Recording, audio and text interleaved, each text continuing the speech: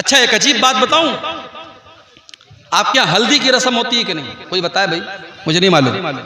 होती है ना? माशाअल्लाह। हल्दी की रस्म में क्या होता है? हल्दी लगाई जाती है। अब तो बाकायदा बड़े बड़े फंक्शन होते हैं शादी के 1-2 दिन पहले हल्दी के नाम से। उसमें बहुत सारे घर की औरतें जो होती हैं वो हल्दी के रंग का कपड़ा पहनती हैं, पीले रंग का कपड़ा पहनती हैं, और खाना पीना होता है, पूरा फंक्शन होता है, उसको कहते हैं हल्दी की रस्म। और ये रस्म कौन मना रहा है? मुसलमान मना रहा है। और मुसलमान में भी कौन सा मुसलमान? जिसका ये दावा है कि वो कुरान और हदीस पे चलता है, जो सीने पर हाथ बांधता है, जो बराबर रफ़ायदैन करता है, जो आमीन जोर से बोलता है, और जो कहता है कि साहब हम पक्के अहले हदीस हैं, उसके घर में भी हल्दी की रस्म हो रही है। जाओ गूगल के पर टाइप करो, हिंदी में टाइप करो, हिंदी तो आती है ना आप लोगों को, हिंदी में टाइप करो हल्दी की परंपरा कहां से शुरू हुई। बस इतना टाइप कर दो गूगल के अंदर जाके। हल्दी की परंपरा हमारे भारत में शुरू हुई, ये भारतीय परंपरा है। और हिंदू समाज के अंदर हल्दी को यह माना जाता है कि अगर आपने हल्दी लगाई है तो आपको नजर नहीं लगेगी, समाज के अंदर, घर के अंदर मनहूसियत नहीं आएगी, नजर नहीं लगेगी। इस पर्पज के साथ और इस उद्देश्य के साथ हल्दी लगाई जाती है। और आज हमारा मुसलमान भी अपने शादी ब्याह पर हल्दी लगा रहा है। क्या आपने अल्लाह के नबी की वो हदीस नहीं पढ़ी? मन तशब्बह बिकौमिन फहुवा मिनहुम, जो किसी कौम की नकल करेगा वो उन्हीं में से होगा, उन्हीं में से होगा। और आगे बढ़िए, शादी के मौके पर लड़का जब अपनी ससुराल जाता है तो उसकी जवान जवान सालियां उसका रास्ता रोक लेती हैं, जवान जवान सालियां उसके जूते चुरा लेती हैं। और जब तक वो जूता की चुराई न दे दे, वो दरवाजे की छिकाई न दे दे, तब तक वो अपनी बीवी को रुखसत करके लेके नहीं जा सकता। मेरे प्यारे साथियों, ये सारे काम होते हैं और शादी के कार्ड पे लिखा जाता है निकाहे मसनून। हो लोगो, इस निकाह के अंदर हमने कुछ भी मसनून नहीं रखा। इस निकाह के अंदर कोई भी काम हमने सुन्नत के मुताबिक नहीं रखा। बस एक काम सुन्नत के मुताबिक हो रहा है, मौलवी साहब आते हैं, निकाह पढ़ाते हैं, बस यही काम सुन्नत के मुताबिक हो रहा है। बाकी सर से पैर तक निकाह के अंदर हराम काम हो रहे हैं। कितने लोगों की शादी में वीडियो रिकॉर्डिंग होती है, बाकायदा वीडियो कैमरा वाला आता है और औरतों के अंदर घुस घुस करके दुल्हन का और उसके कमरे का वीडियो बनाता है, और बाद में बड़े शौक से वो वीडियो भी देखा जाता है। मेरे प्यारे साथियों, या अय्युहल्लज़ीना आमनू उदखुलू फिस्सिल्मि काफ़ा, ऐ ईमान वालो तुम इस्लाम के अंदर पूरे के पूरे दाखिल हो जाओ। अगर आप पूरे के पूरे मुसलमान हैं तो आप शादी ब्याह में भी मुसलमान बनिए। सिर्फ नमाज में मुसलमान बनने से काम नहीं चलेगा, शादी ब्याह में भी आपको मुसलमान बनना पड़ेगा। और ये जहेज, इस जहेज ने तो आज जीना हराम कर दिया है समाज का। आज कितने गरीब बाप की बेटियां अपनी जवानी को पार कर रही हैं, 30 और 35 साल की हो गई हैं, और कोई वो खूबसूरत भी हैं, दीनदार भी हैं, पढ़ी लिखी भी हैं, मगर कोई उनका हाथ थामने को तैयार नहीं है, क्योंकि उनका बाप अपने होने वाले दामाद को बाइक नहीं दे सकता, 2 लाख रुपए कैश नहीं दे सकता, और जहेज नहीं दे सकता। मेरे प्यारे साथियों, इस जहेज की रस्म ने आज कितने गरीबों की बेटियों को अपने कदम हराम रास्ते की तरफ लेके जाने पर मजबूर किया है। और कितनी जवान बेटियों की जवानी ढल गई, और कितने घरों में बदकारी हो गई, और कितने बापों ने खुदकुशी कर ली और बेटियों ने खुदकुशी कर ली, मगर हमारी आंखें नहीं खुलती और हम इस रस्म से पीछा छुड़ाने को तैयार नहीं हैं, क्योंकि लालच भरा हुआ है दिल के अंदर। और निकाह के जरिए हम ये चाहते हैं कि हम अपने बेटे का सौदा कर लें और शादी के जरिए हम पैसा कमा लें। लड़का जितना क्वालिफाइड है और लड़के के पास अगर गवर्नमेंट जॉब है, सरकारी नौकरी है, तो उतने ज्यादा जहेज की डिमांड की जा रही है। मेरे प्यारे साथियों, हमने अपनी इन हरकतों से बेटी को बोझ बना दिया है। बेटी बोझ बन गई है। आज किसी को 2 बेटियां हों और तीसरी बेटी उसको हो जाए तो हॉस्पिटल की नर्स भी बड़ा धीरे से आके कहती है, साहब आपको बेटी हुई है। उसको पता है कि इसको कोई खुशी नहीं होगी। हाँ, बेटा अगर हुआ है तो हॉस्पिटल की नर्स भी आकर के कहेगी कि हमें मिठाई खिलाइए, हमें नजराना दीजिए, क्योंकि बेटा हुआ है तो कमा के लाएगा, और बेटी हुई है तो उसको जहेज देना पड़ेगा। हमने बेटियों को बोझ बना दिया है मेरे प्यारे साथी। अल्लाह की कसम, अगर ये बेटियां बोझ होती तो अल्लाह अपने नबी को 4-4 बेटियां न देता। मेरे नबी को अल्लाह ने 4 बेटियों से नवाजा। सबसे बड़ी बेटी का नाम ज़ैनब था, उनकी शादी अबुल आस इब्न रबी से होती है। दूसरे नंबर की बेटी का नाम उम्मे कुलसूम है, उनका निकाह हज़रत उस्मान गनी के साथ होता है। तीसरी बेटी का नाम रुकैया है, उनका निकाह भी हज़रत उस्मान गनी के साथ होता है। पहले रुकैया का निकाह होता है, जब उनका इंतकाल हो जाता है तब उम्मे कुलसूम का निकाह होता है। एक आदमी के निकाह में 2 सगी बहनें एक साथ नहीं रह सकती। हाँ, एक बहन का इंतकाल हो जाए तो वो अपनी साली से शादी कर सकता है, लेकिन एक साथ 2 बहनों से शादी करना इस्लाम में हराम है। और चौथी बेटी अल्लाह के नबी की, जो सबसे छोटी और सबसे लाडली बेटी है, उसका निकाह होता है हजरत फातिमा के साथ। अगर बेटियां कलंक होती और बेटियां बोझ होती तो अल्लाह अपने नबी को 4-4 बेटियां न देता। मेरे भाइयों, इस जहेज की रस्म ने आज बेटियों को बोझ बना दिया है। आज हमें पूरा मुसलमान होने की जरूरत है। आज हमें अपने शादी ब्याह के सिस्टम को भी सुधारने की जरूरत है। आइए फिर से हम उसी आयत की तरफ बढ़ते हैं। कुरान करीम के दूसरे पारे की आयत है, या अय्युहल्लज़ीना आमनू उदखुलू फिस्सिल्मि काफ़ा। ऐ ईमान वालो, तुम इस्लाम के अंदर पूरे के पूरे दाखिल हो जाओ। अखलाक कैसा है हमारा? अखलाक कैसा है हमारा? लोगों के साथ हमारा व्यवहार कैसा है? लोगों के साथ हमारा सलूक कैसा है? नमाजी तो हैं हम 5 टाइम, मगर हमारा पड़ोसी हमसे परेशान है, गांव वाले हमसे परेशान हैं, हमारी जुबान से परेशान हैं। अगर आपका अखलाक अच्छा नहीं है तो आपकी नमाज कल क़यामत के दिन आपके मुंह के ऊपर मार दी जाएगी। मेरे भाई, अल्लाह के नबी फरमाते हैं, मा मिन शैइन यूज़ौ फिल मीज़ान यसक़ल मिन हुस्निल खुलुक़ि। क़यामत के दिन इंसान के नामे आमाल में सबसे वजनदार चीज़ अगर कोई होगी तो उसके अच्छे अखलाक होंगे। हमारे नबी का अखलाक देखो, हमारे नबी का अखलाक देखो। आपने कभी अपनी जात के लिए किसी से बदला नहीं लिया, किसी से इंतकाम नहीं लिया। अपने खून के दुश्मनों को भी आपने माफ कर दिया।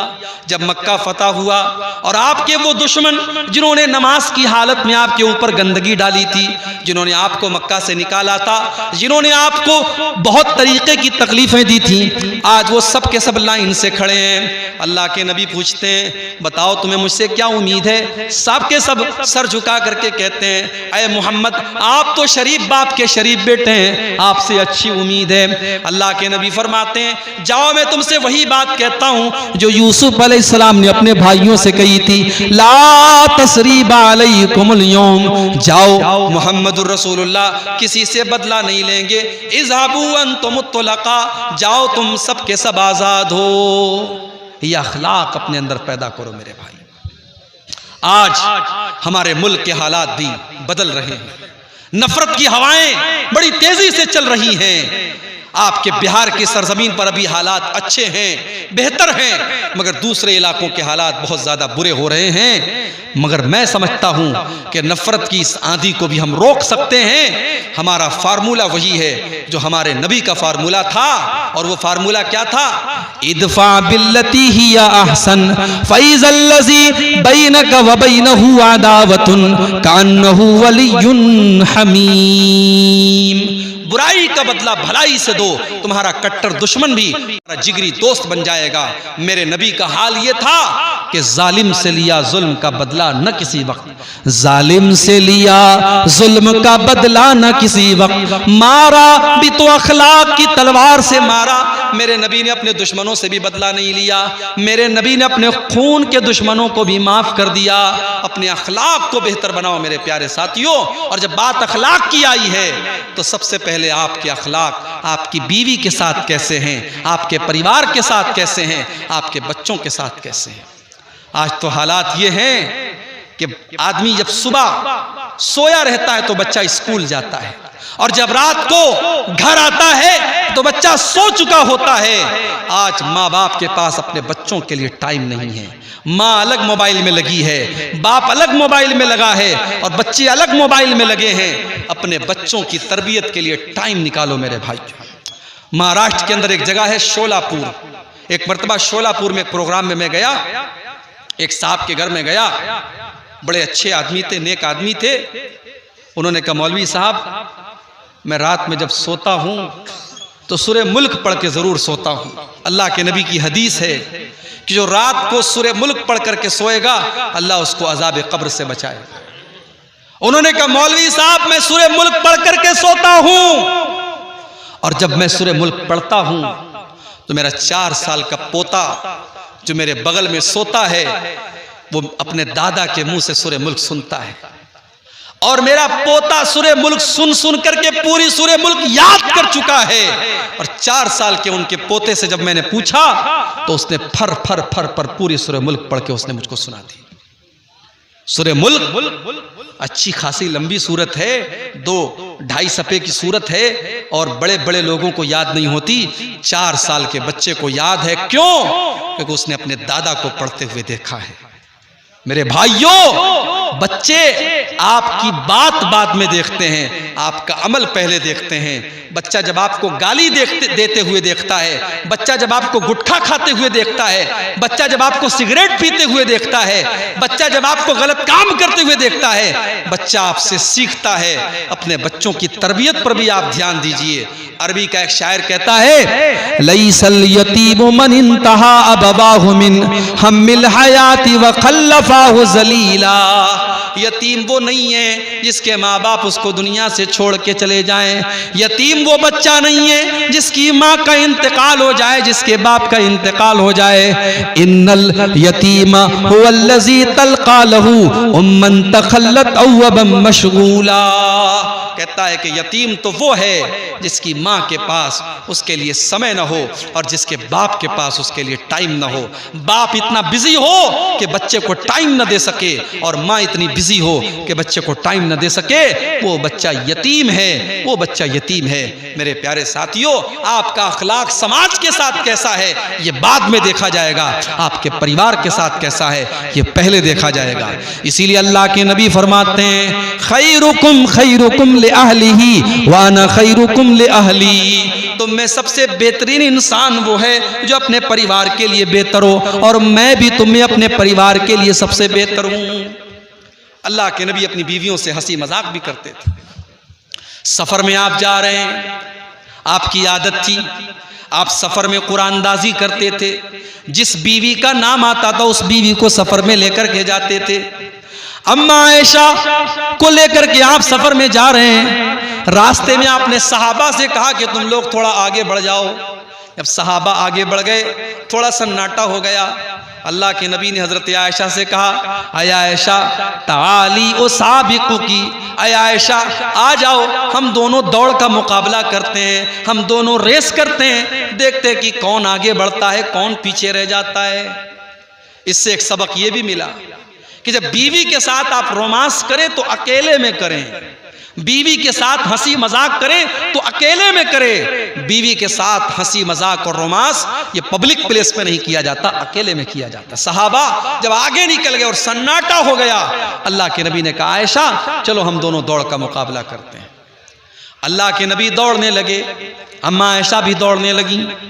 अम्मा आयशा फरमाती है मेरी नई नई शादी हुई थी, मेरा बदन हल्का था, मैं दुबली पतली थी। मैं जब दौड़ने लगी तो मैं आगे निकल गई और अल्लाह के नबी मुझसे पीछे रह गए। मैं ज़ोर ज़ोर से हंसने लगी और अल्लाह के नबी को मैं चिढ़ाने लगी कि देखिए मैं तो आपसे आगे निकल गई। अल्लाह के प्यारे नबी खामोश हो गए, कुछ नहीं कहा आपने, कुछ नहीं कहा आपने, कोई बात नहीं, ठीक है।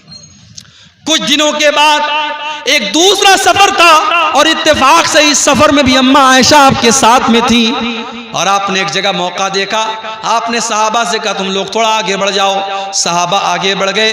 आपने फरमाया कि अय आयशा आ जाओ, बहुत दिन हो गए, हम दोनों दौड़ का मुकाबला करते हैं। अम्मा आयशा फरमाती हैं अब की मर्तबा जब मैं दौड़ने लगी फलम्मा बुदिनतु, तो अब मैं थोड़ी मोटी हो गई थी। मैं थोड़ी मोटी हो गई थी, मेरा बदन थोड़ा मोटा हो गया था, अब मैं दौड़ने में वो स्पीड नहीं थी जो पहले थी मेरे अंदर। इससे एक सबक ये भी मिला, जब आप शादी करके अपनी बीवी को लाएं तो इतना प्यार करें, इतनी मोहब्बत करें, उसको इतना टाइम दें, उसके शौक और अरमान को इतना पूरा करें कि उसकी तंदुरुस्ती अच्छी हो जाए, उसकी हेल्थ अच्छी हो जाए। ये कोई अच्छी बात नहीं है कि आप अपनी बीवी को शादी करके लाएं और इतना खटा दें, इतना खटा दें कि बेचारी का वजन और घट जाए। नहीं, उसको इतनी मोहब्बत दो, इतना प्यार दो कि उसका वजन बढ़ जाए और उसके जो है उसको और खुशहाली उसको नसीब हो।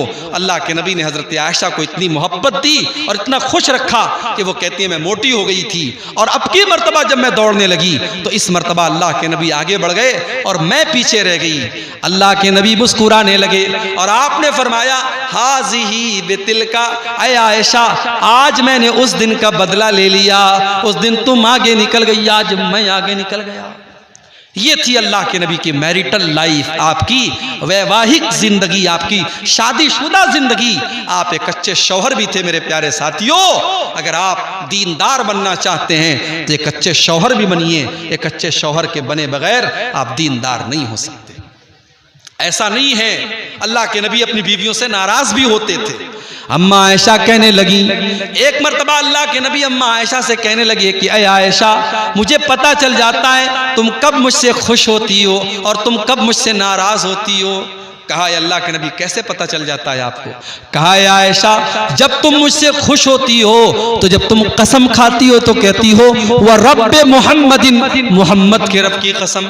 जब तुम मुझसे खुश होती हो तो मेरा नाम लेकर के कहती हो मोहम्मद के रब की कसम, और जब मुझसे नाराज होती हो तो कहती हो वह रब्बे इब्राहिम, इब्राहिम के रब की कसम। मैं समझ जाता हूँ कि आज आयशा मुझसे नाराज है।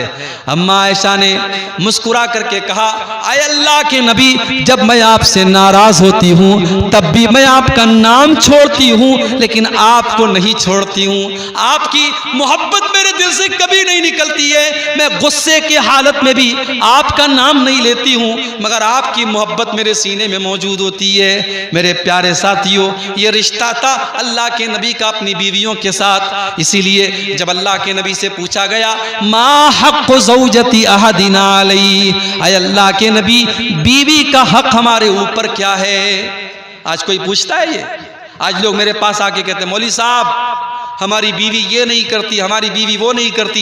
जरा आप शौहर के हुकूक पर तकरीर कर दीजिए। आज ऐसे शौहर तो मिलेंगे जो अपने हुकूक के बारे में पूछेंगे, मगर यहाँ बीवी का हक क्या है हमारे ऊपर, ये आकर के पूछा सहाबी ने। ऐ अल्लाह के नबी, बीवी का हक हमारे ऊपर क्या है, जरा आप बता दीजिए। अल्लाह के नबी ने फरमाया अंतुतिमहा इज़ा तइमता व तक्सुहा इज़ा तसैता वला तज़रिबिल वजहा वला तुक़ब्बे वला तहजुर इल्ला फिल बैत। आपने फरमाया बीवी का हक ये है कि जो तुम खाओ अपनी बीवी को खिलाओ। अच्छा खा रहे हो तो बीवी को अच्छा खिलाओ। ये नहीं होना चाहिए कि बीवी तो बेचारी घर में दाल खा रही है, साग सब्जी खा रही है और तुम बाहर मांस मछली खा रहे हो। नहीं, जो तुम खा रहे हो अपनी बीवी को खिलाओ। व तक्सुहा इज़ा तसैता, और जैसा तुम कपड़ा पहनो अपनी बीवी को भी तुम पहनाओ। जिस मेयार का और जिस स्टैंडर्ड का कपड़ा तुम पहन रहे हो उसी मेयार का अपनी बीवी को पहनाओ। वला तज़रिबिल वजहा, और कभी गुस्से में अपनी बीवी के चेहरे पर तुम कभी हाथ मत उठाना। वला तुक़ब्बे, और कभी उसको गाली गलोज मत करना। वला तहजुर इल्ला फिल बैत, और अगर बीवी से गुस्सा हो जाओ, नाराजगी हो जाए तो कभी उसको घर के बाहर मत निकालो। घर के अंदर का मामला घर के अंदर सुलटा लिया करो, घर के अंदर हल कर लिया करो। ये बीवी का हक है शौहर के ऊपर। लेकिन मेरी प्यारी माँ और बहनों, कुछ हक आपके ऊपर भी है शौहर का। मैं चाहता हूं कि उसको भी आपके सामने बता दूं। अल्लाह के नबी से पूछा गया अय्युन निसाई खैर, ऐ अल्लाह के नबी कौन सी औरत सबसे अच्छी है? आपने फरमाया अल्लती तसुर्रुहु इज़ा नज़र, जब शौहर देखे तो खुश हो जाए। जलसे में जा रही है, सज के जा रही है, संवर के जा रही है, मेकअप करके जा रही है, खुशबू लगा के जा रही है, जबकि जलसे में खुशबू लगा करके सज करके संवर करके जाना हराम है, हराम हराम है। जब इस्लाम की ये तालीम है कि बीवी और औरत अपने पायल की आवाज को भी गैर मर्दों तक न पहुंचाए, तो औरत का खुशबू लगा करके जलसे और तकरीर में जाना जायज कैसे हो जाएगा? मेरी प्यारी माओ बहनों, अगर आप शादीशुदा हैं तो आपकी जेबो जीनत का हकदार आपका शौहर है। आप अपने आप को मेंटेन करके रखिए, अपने आप को मुज़य्यन करके रखिए, सजा करके रखिए, संवार करके रखिए। आपका शौहर आपको देखे तो खुश हो जाए। उसके बाद फरमाया व तुतीउहु इज़ा अमर, जब शौहर देखे तो खुश हो जाए, और जब शौहर किसी बात का हुक्म दे तो बीवी उसकी बात माने। आजकल की बीवियां मनवाती ज्यादा हैं और मानती कम हैं। वो लतीफा आपने सुना है ना, एक आदमी गया और देखा कि मस्जिद में तहज्जुद की नमाज एक आदमी पढ़ रहा है। उसने कहा भाई साहब, आपने तहज्जुद की नमाज आप पढ़ रहे हैं मस्जिद में, कैसे आपकी नींद कैसे खुलती है? कहा कि भाई साहब मैंने दूसरी शादी कर ली है, मेरी एक शादी हुई थी, मैंने दूसरी शादी कर ली है, और इसलिए मैं तहज्जुद की नमाज में मस्जिद में हाजिर रहता हूं और डेली में मस्जिद में आकर के तहज्जुद पढ़ता हूं। तो उसने कहा बड़ी अच्छी बात है, उसने भी दूसरी शादी कर ली, और जब उसने दूसरी शादी कर ली तो उसकी बीवी ने भी घर से निकाल दिया। अब वो दोनों मिलकर के बेचारे दोनों जो है मस्जिद में तहज्जुद की नमाज पढ़ रहे हैं। तो ये हालात होते हैं। आजकल की बीवियां मानती कम है और मनवाती ज्यादा हैं। मेरी प्यारी माओ बहनों, शौहर, ये मियाँ बीवी का जो रिश्ता होता है ना, ये मोहब्बत का रिश्ता होता है, ये कानून का रिश्ता नहीं होता है। एक मौलवी साहब के पास एक आदमी आया, उसने कहा मौलवी साहब मेरी बीवी ने ये कहा है कि सास ससुर की खिदमत करना ये कुरान और हदीस में कहाँ लिखा है? अगर लिखा है तब मैं सास और ससुर की खिदमत करूंगी, अगर नहीं लिखा है तो मैं नहीं करूंगी। तो मुफ्ती साहब ने बड़ा अच्छा जवाब दिया, कि जाओ अपनी बीवी से कहो कि कुरान और हदीस में कहाँ लिखा है कि बीवी को 5,000 रुपये वाला सूट दिलाया जाए, बीवी को हर महीने 2500 रुपये के मेकअप का सामान दिलाया जाए, बीवी को सोने की ईयररिंग दिलाई जाए, बीवी को महंगे महंगे कपड़े खरीद के दिए जाएं। कहा कि जब कुरान हदीस में ये भी नहीं लिखा है तो आज के बाद बीवी को बस जो मामूली खाना खा रही है वो खाएगी, जो मामूली कपड़ा पहन रही है वो पहनेगी, आज के बाद उसको कोई शॉपिंग नहीं कराना है। कहा मौलवी साहब मेरी बीवी कह रही है फिर मेरा गुजारा कैसे होगा? तो कहा कि हर चीज़ के बारे में आप ये सवाल मत कीजिए कि कुरान और हदीस में कहाँ लिखा है। कुरान और हदीस में ये लिखा है कि आपको अपने शौहर को खुश रखना है, और शौहर को खुश रखने के लिए ये ज़रूरी है कि आप शौहर के माँ बाप को खुश रखिए। इसलिए जहाँ तक हो सके अपने सास और ससुर की भी खिदमत कीजिए ताकि आपका शौहर आपसे खुश रहे। इसके लिए अलग से कुरान और हदीस की दलील का होना ज़रूरी नहीं है। तो मेरे प्यारे साथियों, ये जो रिश्ता है मियाँ बीवी का, ये मोहब्बत का रिश्ता है, और इसीलिए अल्लाह ताला ने कुरान में इस रिश्ते को अपनी निशानी करार दिया है। आज के दौर में बगैर निकाह के भी मोहब्बत हो रही है। आज के दौर में पहले मोहब्बत होती है फिर शादी होती है, इस तरीके के वाकयात भी हो रहे हैं। मगर याद रखो, ऐसी शादियां आमतौर से फेल होती हैं और नाकाम होती हैं, जिसको हमारे यहाँ लव मैरिज कहा जाता है। ये लव मैरिज नाकाम होती है। क्यों? क्योंकि ये हराम होती है। मोहब्बत करो और फिर शादी करो, ये इस्लाम का कॉन्सेप्ट नहीं है। इस्लाम का कॉन्सेप्ट है शादी करो फिर मोहब्बत करो, और जब शादी करने के बाद एक इंसान एक औरत को अपने घर में लाता है तो अल्लाह ताला ने फरमाया वमिन आयातिही अन खलक़ लकुम मिन अनफुसिकुम अज़वाजन लितस्कुनू इलैहा व जअल बैनकुम मवद्दतन व रहमा।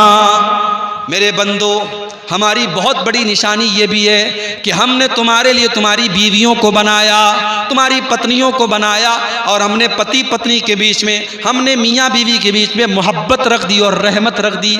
उलमा कहते हैं मोहब्बत का ताल्लुक जवानी से है और रहमत का ताल्लुक बुढ़ापे से है। एक उम्र ऐसी आती है कि मर्द भी बूढ़ा हो गया, औरत भी बूढ़ी हो गई। अब ना मर्द के अंदर कोई ताकत बची है, ना औरत के अंदर कोई अट्रैक्शन बचा है। अब मोहब्बत तो नहीं है लेकिन रहमत है, बूढ़े को बुढ़िया के जरिए और बुढ़िया को बूढ़े के जरिए बड़ी ताकत मिलती है। वो दोनों एक दूसरे के लिए रहमत होते हैं। इसलिए बुढ़ापे में अगर कोई किसी का जोड़ा ख़त्म हो जाए, किसी की बीवी का इंतकाल हो जाए तो उसको बड़ी तकलीफ होती है। तो अल्लाह ने कहा कि इस रिश्ते में हमने मोहब्बत भी पैदा की है और रहमत भी पैदा की है, और हमने तुम्हारी बीवियों को इसलिए बनाया है ताकि तुम उनसे सुकून हासिल करो। तो मियाँ बीवी के रिश्ते को अल्लाह ने सुकून का जरिया बनाया है, इसलिए शौहर को बीवी के जरिए सुकून मिले और बीवी को शौहर के जरिए सुकून मिले। इसीलिए अल्लाह ने कुरान में फरमाया, हुन्ना लिबासुल लकुम व अंतुम लिबासुल लहुन्ना। शौहर अपनी बीवी के लिए लिबास है और बीवी अपने शौहर के लिए लिबास है। ये शेरवानी मैंने पहनी है, दिसंबर का महीना है इसलिए शेरवानी पहनी है। अगर ये जलसा मार्च और अप्रैल में होता तो शायद मैं शेरवानी ना पहनता। आदमी मौसम के हिसाब से कपड़े पहनता है। मर्द औरत के लिए लिबास है, औरत मर्द के लिए लिबास है।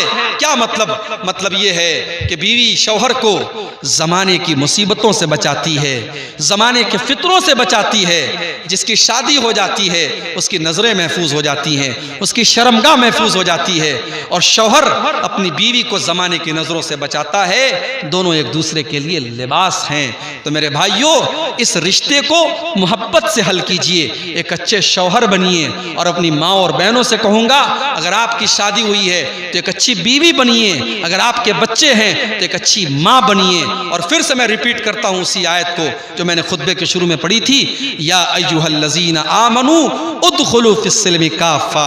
ऐ ईमान वालो, इस्लाम के अंदर पूरे के पूरे दाखिल हो जाओ। अब एक आखिरी बात बयान करके बात खत्म करूंगा। हमारे इस दौर में एक बहुत बड़ी मुसीबत ये भी आई है कि आजकल इंटरनेट पर बहुत सारे ऐसे ऐप आ रहे हैं जिसमें हमारा नौजवान इंटरनेट पर ऑनलाइन जुआ खेल रहा है। कोई लूडो के जरिए जुआ खेल रहा है, कोई किसी ऐप के जरिए जुआ खेल रहा है, कोई सट्टा लगा रहा है।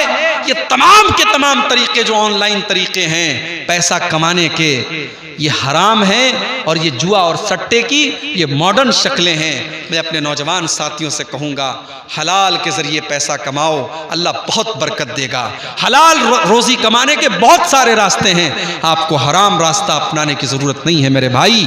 अल्लाह के नबी ने फरमाया, याती अलन्नासी ज़मानुन ला युबालिल मरउ मिन ऐना खज़ल माल।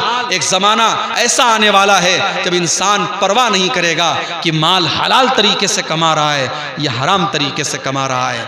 4 दिन की ज़िंदगी है मेरे भाई, हराम कमाई खा करके और अपने बच्चों को खिला करके अपनी आखिरत को तबाह मत कीजिए। कम खाइए लेकिन हलाल खाइए। हलाल की सूखी रोटी हराम के मुर्ग से और हराम की मुरगन ग़िज़ाओं से बेहतर है। मेरे प्यारे साथियों, सहाबे किराम को आप देखिए, अल्लाह के नबी को देखिए, कितनी एहतियात करते थे। अल्लाह के नबी मस्जिद में बैठे हुए हैं, आपके नवासे हज़रत हसन रज़ी अल्लाह तआला अन्हु 4 साल के बच्चे हैं, मस्जिद में खेल रहे हैं और सदका की खजूरें आई हुई हैं और एक खजूर उठा करके हज़रत हसन ने मुंह में डाल दी। 4 साल का बच्चा कितना बड़ा होता है, लेकिन अल्लाह के नबी ने यह पसंद नहीं किया कि मेरे 4 साल के नवासे के पेट में हराम की कमाई जाए। आपने कहा, अपने 4 साल के नवासे से आपने कहा, कख कख बेटा इसको थूक दे, थूक दे। और उसके बाद आपने फरमाया, अमा शऊरत अन्ना ला नाकुलु सदका, मेरे बच्चे क्या तुझको पता नहीं है हम सदका नहीं खाते। तो नबी का नवासा है तो सदका नहीं खा सकता। अल्लाह के नबी ने अपने 4 साल के बच्चे को बताया क्या हलाल है क्या हराम है। मेरे प्यारे भाइयों, अगर आपका बच्चा कोई हराम तरीके से पैसा कमा रहा है तो आप पूछिए, अगर हराम का पैसा आपके घर में आ रहा है और आप शौक से खा रहे हैं तो उस गुनाह में आप भी शामिल माने जाएंगे। इसलिए अपनी कमाई को भी आप हलाल कीजिए। और मैं अपने उन भाइयों से जो बिजनेस करते हैं, कारोबार करते हैं, मैं उनसे कहूँगा आप उलमा से अपने ताल्लुक़ को जोड़िए, उलमा से कांटेक्ट कीजिए। कोई अगर बिजनेस आपको अच्छा लग रहा है, कोई कारोबार अच्छा लग रहा है, आप पहले पता कीजिए ये कारोबार सही है कि नहीं है, ये बिजनेस सही है कि नहीं है। अभी कलियाचक में मेरा प्रोग्राम था, वहां लोगों ने मुझे बताया कि औरतें बीड़ी बनाती हैं, औरतें बीड़ी बनाती हैं, और खास तौर से वो औरतें जो बेवा हो जाती हैं या जो तलाकशुदा हो जाती हैं, जिनका कोई सहारा नहीं है, वो बेचारी बीड़ी बना करके अपनी जिंदगी गुजारती हैं। मैंने कहा ये कोई दलील नहीं है। अगर कोई औरत बेवा है उसको सहारा दिया जाए, उसकी दूसरी शादी कराई जाए। हाँ, अगर बहुत उम्र दराज हो गई है, शादी के लायक नहीं है, तो उसका कोई और इंतजाम किया जाए, लोग उसकी मदद करें या कोई हलाल काम उसको दिया जाए। मैंने कहा बीड़ी जब हराम है तो बीड़ी का कारोबार भी हराम है, बीड़ी बनाना भी हराम है। अल्लाह ने कुरान में फरमाया वला तावनु अलल इस्म वल उद्वान, गुनाह के काम में तुम एक दूसरे की मदद मत करो। मेरे प्यारे साथियों, आप कोई भी काम धंधा करें, कोशिश करें कि हलाल कारोबार करें। अगर किसी बिजनेस के बारे में शक है, पहले आप आलिम दीन से पूछिए। जैसे आप नमाज के मसले पूछते हैं, वजू के मसले पूछते हैं, गुस्ल के मसले पूछते हैं, कारोबार के मसले भी आप पूछिए। आप पैसा कमाने के मामले में आज़ाद नहीं हैं कि जैसे मन चले और जैसे जी चाहे आप पैसा कमाएं। कल क़यामत के दिन आपको हिसाब देना होगा मिन ऐना। इसलिए कि बहुत सारे लोग जलसे में 12 बजे के बाद नहीं बैठते हैं, चले जाते हैं घरों को। और मैं समझता हूं कि जितनी पब्लिक थी इस जलसे में, एक मिनट यूट्यूबर वाले पहले ये बताइए कि आप लोगों का सुनेंगे या मौलाना का सुनेंगे, पहले इसको बताओ। तुम लोग जो है थोड़ा थोड़ा ऊपर उठाते जाते हो, पीछे क्या आदमी बैठा हुआ, जानवर बैठा हुआ, किस काम के लिए बैठा हुआ है? हाँ, इसीलिए करके हमने उस टाइम छोड़ा दिया था।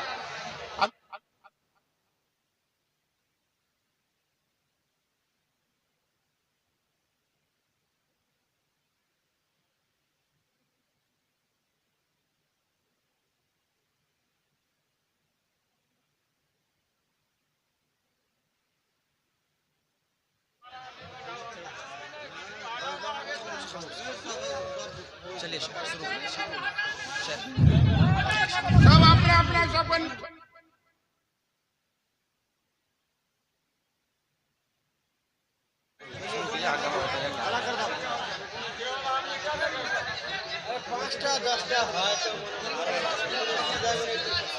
चलाइए चलाइए माना चलाइए। मेरे भाइयों,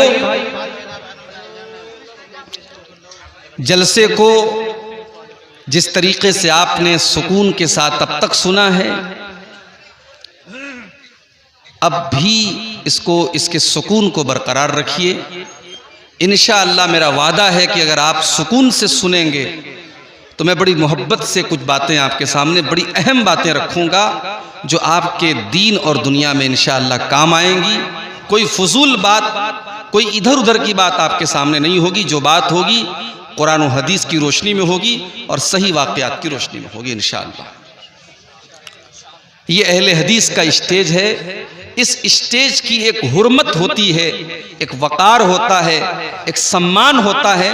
उस सम्मान को हमेशा कायम रखना चाहिए। हमारे शायर हजरात भी आए हैं, मैं उनसे भी कहना चाहूँगा बड़े अदब के साथ, बड़ी मोहब्बत के साथ, कि आप जब अहले हदीस के स्टेज पर कोई नात भी पढ़ें तो नात भी आपकी बिल्कुल सही होनी चाहिए। इसलिए कि अल्लाह के रसूल की मोहब्बत के नाम पर हम कुछ भी पढ़ दें, इसकी इजाज़त नहीं है। बल्कि मैं खुद शायरी करता हूँ, मैंने नाते भी लिखी हैं, गज़ल भी लिखी हैं। मेरा अपना ये मानना है कि शायरी में सबसे मुश्किल जो सिन्फ है वो नात है। इसलिए कि एक तरफ आपको अल्लाह के प्यारे नबी की तारीफ भी करना है और दूसरी तरफ आपको उस सीमा को और उस हद को भी, उसका भी ख्याल करना है कि कहीं हम उस सीमा को क्रॉस न कर जाएं और अल्लाह के रसूल सल्लल्लाहु अलैहि वसल्लम की तारीफ में हम कोई ऐसी बात ना बोल दें जो आपको अल्लाह के मकाम तक लेके जाती हो। तो नात पढ़ते वक्त हमारे शायरों को भी बहुत ख्याल रखना चाहिए। और जलसे के ऊपर, स्टेज के ऊपर जो उलमा बैठे हों वो भी नोट करें। अगर कोई बात किसी शायर के ज़ुबान से ऐसी निकली है जो हमारे अक़ीदे से टकराती है, जो हमारे मनहज से टकराती है, तो उसकी वजाहत भी फ़ौरन मौके पर करना ये बहुत ज़रूरी है। ये अहले हदीस के स्टेज की खासियत है। बहरहाल, मैंने आपके सामने कुरान मजीद के दूसरे पारे की एक आयत पढ़ी है। इस आयत में अल्लाह ताला ने हमारी एक बहुत बड़ी गलतफहमी को दूर किया है। गलतफहमी क्या है? गलतफहमी ये है कि हमने दीन का मतलब बहुत महदूद समझा है, हमने दीन को बहुत सीमित कर दिया है। लिमिटेड कर दिया है। जब हमसे कोई कहता है कि दीन क्या है, तो हम कहते हैं कि दीन का मतलब है कि आदमी नमाज पढ़े, रोजा रखे, ज़कात दे, हज करे, यही दीन है। एक आदमी के चेहरे पर दाढ़ी है, टोपी लगाए है, वो माथे पर सजदे का निशान है, 5 टाइम की नमाज का पाबंद है। हमसे कोई पूछे कि साहब ये इंसान कैसा है, हमारे मुंह से फौरन निकलता है कि ये पक्का मुसलमान है, ये दीनदार है कि नहीं? ऐसा है ना? अल्लाह ताला ने हमारी इस गलतफहमी को दूर किया है। अल्लाह ने इस आयत में बताया है कि दीनदारी का मतलब क्या होता है। तो आइए पहले इस आयत को समझते हैं, फिर बात को आगे बढ़ाते हैं। ये सूरह बकरा की आयत है, कुरान के दूसरे पारे की आयत है। और अगर मेरी याददाश्त धोखा नहीं खा रही है तो ये सूरह बकरा की आयत नंबर 208 है, 208 नंबर की आयत है। या अय्युहल्लज़ीना आमनू उदखुलू फिस्सिल्मि काफ़ा वला तत्तबिऊ खुतवातिश शैतान इन्नहु लकुम अदुव्वुम मुबीन। ऐ ईमान वालो,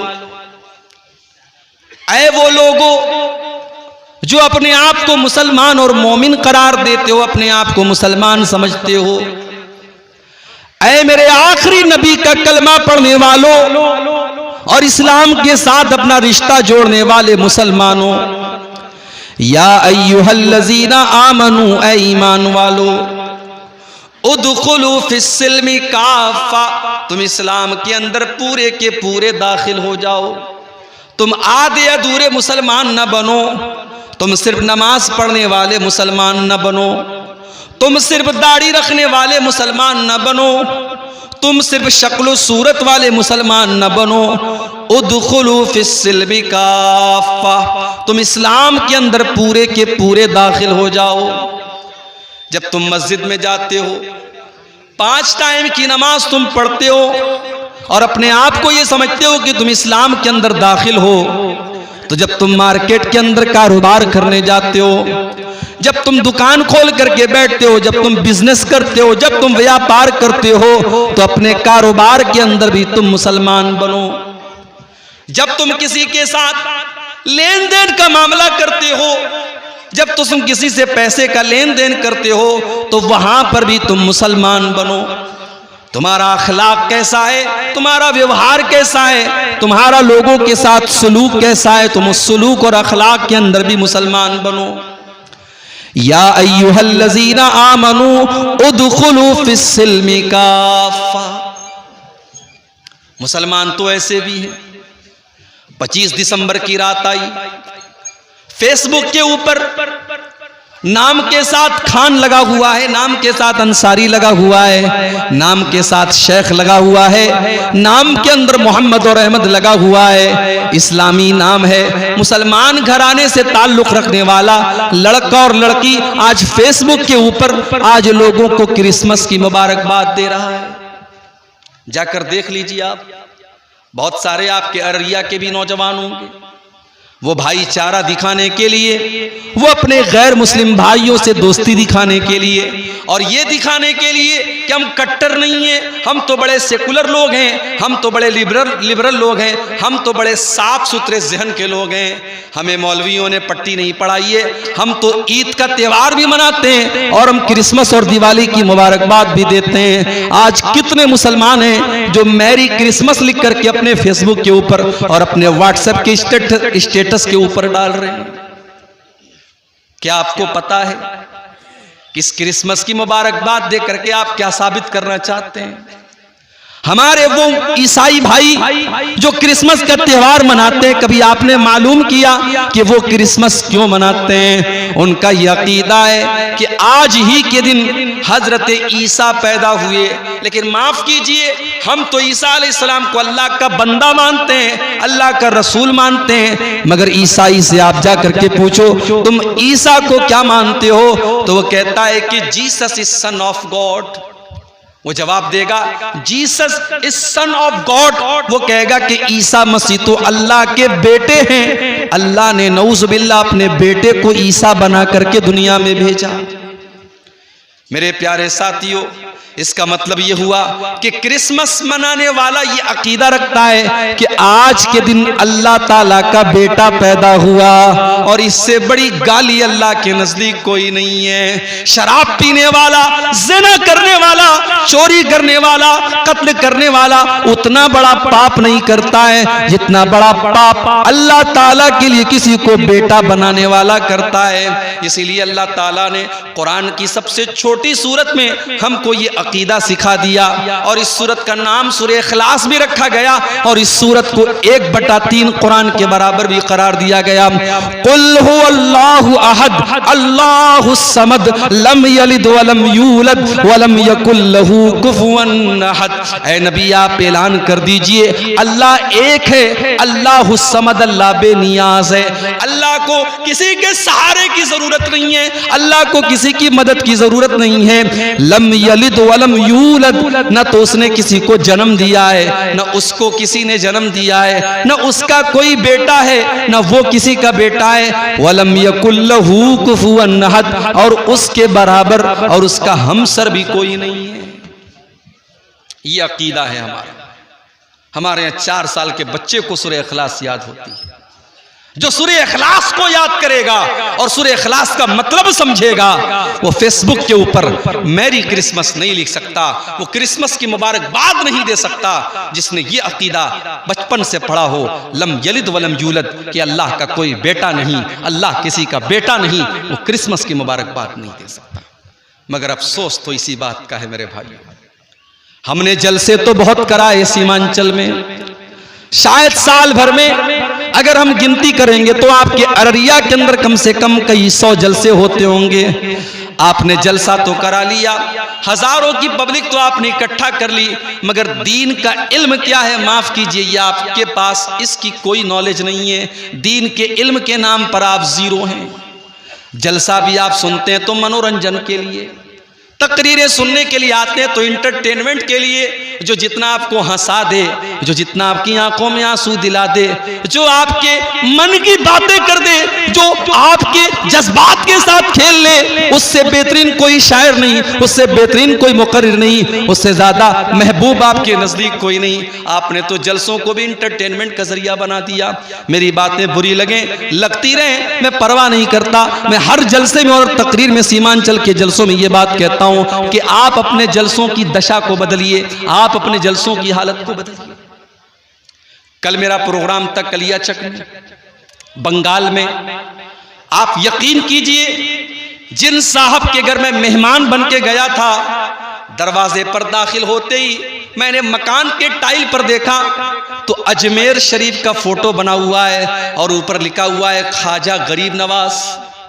ये उनके मकान की टाइल के ऊपर ये तस्वीर लगी है। मुझे बड़ा अचंबा हुआ, हैरत हुई। मैंने पूछा कि भाई साहब, ये जिसके मकान में मैं आया हूँ, ये मसलक के एतबार से क्या है, ये कौन से मसलक से ताल्लुक़ रखते हैं? जवाब मिला, ये बड़े पक्के अहले हदीस हैं। मैंने कहा बड़ी हैरत की बात है, अहले हदीस के मकान में टाइल लगा हुआ है और टाइल के ऊपर अजमेर का फोटो लगा है, और अजमेर के फोटो के साथ साथ ये लिखा हुआ है ख्वाजा गरीब नवाज। मैंने बुलाया उनको, मैंने कहा भाई साहब ये क्या लगवाया आपने?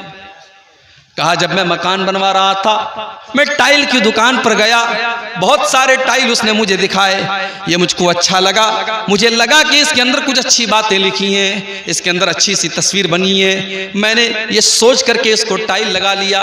मैंने कहा भाई साहब, आपने ये पता क्यों नहीं करने की कोशिश की कि इस टाइल के ऊपर क्या लिखा है और किस चीज का फोटो बना है? आपका ये टाइल ये बता रहा है कि आप इस शिरकिया अकीदे का सपोर्ट कर रहे हैं। इसमें हजरत ख्वाजा मोइनुद्दीन चिश्ती अजमेरी, जो बहुत बड़े अल्लाह के वली और नेक बंदे थे, उनको गरीब नवाज का दर्जा दिया गया है। मैंने कहा आप अहले हदीस हैं, आपको शर्म आनी चाहिए। बोले मौलवी साहब मुझे मालूम नहीं था, मुझे पता नहीं था। मैंने कहा मैं उम्मीद करता हूं कि अगली बार जब मैं आऊंगा तो आपके मकान का ये टाइल निकल करके दूसरा इसकी जगह लगा होगा। ये हालत है आज बंगाल के और सीमांचल के इलाकों की मेरे प्यारे साथियों, जहां हर साल हजारों की तादाद में जलसे होते हैं। अगर ये जलसे हो रहे हैं और आपके दीनी शऊर के अंदर कोई इजाफा नहीं हो रहा है, आपके दीन की नॉलेज में कोई इजाफा नहीं हो रहा है, आपको तौहीद का मतलब नहीं पता, आपको नमाज का तरीका नहीं पता, आपको अपनी आखिरत के बारे में कोई एहसास नहीं है, तो मेरे भाइयों फिर इन जलसों का बंद हो जाना बेहतर है, इन प्रोग्रामों का बंद हो जाना बेहतर है। या अय्युहल्लज़ीना आमनू उदखुलू फिस्सिल्मि काफ़ा, ऐ ईमान वालो तुम इस्लाम के अंदर पूरे के पूरे दाखिल हो जाओ, तुम पूरे के पूरे मुसलमान बनो, तुम आधे अधूरे मुसलमान न बनो, तुम इनकम्प्लीट मुसलमान न बनो, तुम कंप्लीट मुसलमान बनो। क्रिसमस की मुबारकबाद दे रहा है। जानते हो अल्लाह ताला को ये बात इतनी ज्यादा नापसंद है, इतनी ज्यादा नापसंद है कि अल्लाह ने सूरह मरियम के अंदर फरमाया वक़ालु इत्तख़ज़र रहमानु वलदा लक़द जीतुम शैअन इद्दा तकादुस समावातु यतफ़त्तरन मिन्हु व तनशक़्क़ुल अर्ज़ु व तख़िर्रुल जिबालु हद्दा अन दअू लिर्रहमानि वलदा। ओ लोगो तुम कितने बड़े नादान हो, तुमने अल्लाह का बेटा बनाना शुरू कर दिया। ये आसमान फट जाए, ये जमीन फट जाए, ये बड़े बड़े पहाड़ गिर जाएं, ये इतनी बड़ी बात नहीं होगी जितनी खतरनाक बात तुम अपने मुंह से निकालते हो कि रहमान ने किसी को अपना बेटा बना लिया, अल्लाह ने किसी को अपना बेटा बना लिया। वमा यंबगी लिर्रहमानि अन यत्तखिज़ वलदा, अल्लाह ताला किसी को अपना बेटा नहीं बना सकता, अल्लाह का कोई बेटा नहीं हो सकता। इन कुल्लु मन फिस समावाति वल अर्दी इल्ला आतिर रहमानी अबदा। कल कयामत का दिन होगा, कल कयामत का दिन होगा और दुनिया के बड़े बड़े बादशाह अल्लाह के दरबार में हाजिर होंगे। फिरौन भी आएगा, कारून भी आएगा, नमरूद भी आएगा, हिटलर भी आएगा, हिंदुस्तान के वज़राए आज़म भी आएंगे, हिंदुस्तान के बादशाह भी आएंगे, हिंदुस्तान पर हुकूमत करने वाले लोग भी आएंगे, वो लोग भी आएंगे जिनके बारे में शायर ने कहा था कुर्सी है तुम्हारा ये जनाजा तो नहीं है, कुछ कर नहीं सकते तो उतर क्यों नहीं जाते। वो बेशर्म और बेगैरत लोग भी आएंगे जो कुर्सी और इख्तिदार से चिपक करके रहना जानते हैं। वो लोग भी आएंगे जिनको ये लगता था कि उनका इख्तिदार कभी खत्म नहीं हो सकता, उनका पावर कभी खत्म नहीं हो सकता। अल्लाह फरमाता है इन कुल्लु मन फिस समावाति वल अर्दी इल्ला आतिर रहमानी अबदा। जमीन व आसमान में जितने लोग हैं सब के सब अल्लाह की बारगाह में आएंगे और अल्लाह के बंदे बन करके आएंगे। नमरूद भी अल्लाह का बंदा बन करके आएगा, कारून भी अल्लाह का बंदा बन करके आएगा, फिरौन भी अल्लाह का बंदा बन करके आएगा, अबू जहल और अबू लहब भी अल्लाह का बंदा बन करके आएगा। लोगों पर अत्याचार करने वाले और जुल्म करने वाले हाकिम और बादशाह और मिनिस्टर भी अल्लाह की बारगाह में अल्लाह के बंदे बन करके आएंगे। जब सब अल्लाह के बंदे हैं तो अल्लाह का बेटा किसी को करार देना ये दुनिया का बहुत बड़ा पाप है और क्रिसमस मनाने वाला यही काम कर रहा है। क्रिसमस मना रहा है हमारा मुसलमान। स्कूल के अंदर बच्चा पढ़ रहा है, वहां एक दाढ़ी रख करके लंबी टोपी लगा करके एक इंसान आता है और वो बच्चों को टॉफी बांटता है। वो क्रिसमस के मौके पर, वो ईसा मसीह की पैदाइश की खुशी के मौके पर लोगों को टॉफी बांटता है और मुसलमानों के बच्चे भी कॉन्वेंट स्कूलों में जाकर के वो टॉफी कलेक्ट करते हैं, वो चीजें सीख रहे हैं। यही नहीं, स्कूलों के अंदर फंक्शन होता है, ड्रामा होता है और वहां पर मुसलमान बच्चे भी ये क्रिसमस का पूरा ड्रामा मना रहे हैं। मेरे प्यारे साथियों, मैं फिर से आपको कुरान के दूसरे पारे की वो आयत याद दिला रहा हूं, या अय्युहल्लज़ीना आमनू उदखुलू फिस्सिल्मि काफ़ा, ऐ ईमान वालो तुम इस्लाम के अंदर पूरे के पूरे दाखिल हो जाओ।